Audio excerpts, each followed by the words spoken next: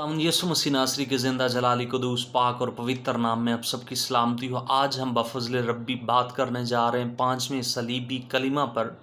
जो खुदावंद यीशु मसीह नासरी की ज़ुबान अक़दस से अदा हुआ कि मैं प्यासा। गुज़िश्ता मुबारक जुमा पर एक हज़रत फरमा रहे थे कि ये जो प्यास जिसका ज़िक्र किया गया, जिसका तज़किरा किया गया है, ये रूहानी प्यास का ज़िक्र किया गया। लेकिन हम हक़ाइक़ और दलाइल की रोशनी में देखेंगे कि हकीकतन ये प्यास कौन सी। बाइबल मुक़द्दस फरमाती है कि जब हम यीशु मसीह नासरी की ज़ात तैयबा का मुतालिया करते तो हमें मालूम होता है कि इस शख्सियत कोई आम शख्सियत नहीं, बल्कि बाइबल मुक़द्दस की इब्तदा इस बात से होती है कि खुदा ने इब्तदा में ज़मीन व आसमान को पैदा किया, और ज़मीन वीरान और सुनसान थी और गहराओं के ऊपर अंधेरा था, और खुदा की रूपानी की सतह पर जुम्बश करती थी। और खुदा ने कहा रोशनी हो जा, और रोशनी होगी। और जो लफ्ज़, जो कलिमात वहाँ पर अदा हुए और जिसके सबब से रोशनी बनी, सूरज बना, चाँद बना, अजराम फ़लक बने, आसमान ज़मीन, दर हकीकत कायनात और कायनात की हर एक चीज़ वजूद में है जिस कलिमा की सबब से, उसके मुतल्लिक़ यूहन्ना की अंजील में यहोवा क़ुद्दूस ही खुदा फरमाते हैं कि इब्तदा में कलाम था, कलाम खुदा के साथ था और कलाम ही खुदा था, और वही कलाम मुजस्सम हुआ और फजल और सच्चाई से मामूर होकर हमारे दरमियान रहा।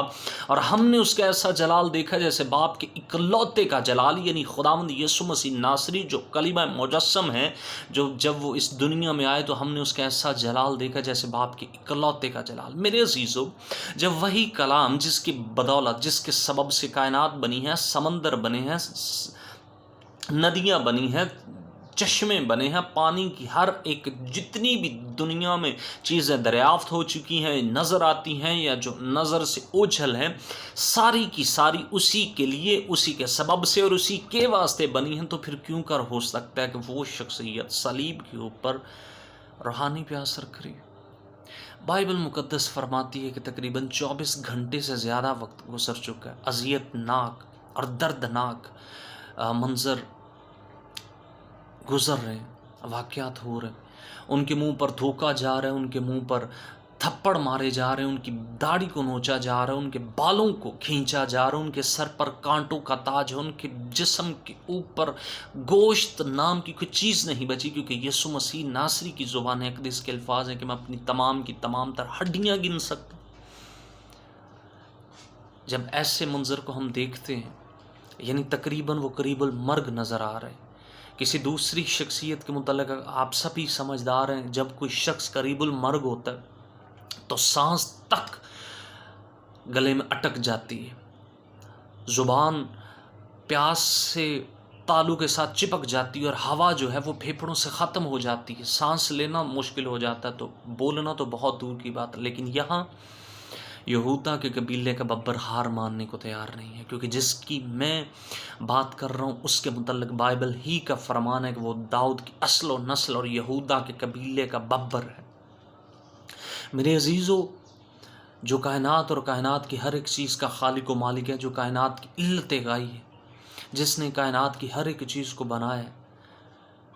आसमान जिसका जलाल ज़ाहिर करता और ज़मीन उसकी कारीगरी को बयान करती है, वो शख्सियत